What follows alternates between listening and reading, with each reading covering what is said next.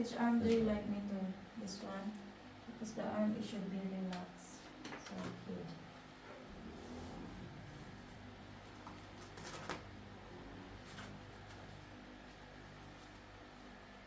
Okay?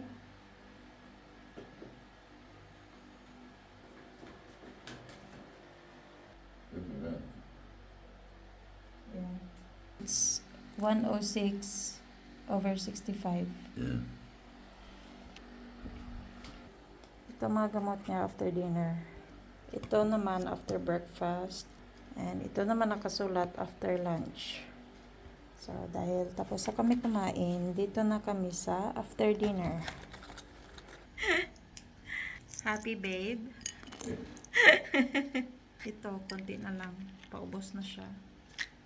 So, ito, kailangan ko siyang hatiin ulit para ito sa pamamaga. Actually, ang natira ito na lang. Ayan, isa na lang. So, nilalagyan ko ng mga label. Ka-label na yan lahat. Kasi para alam ko kung ano ang mga gamot na binibigay ko sa kanya.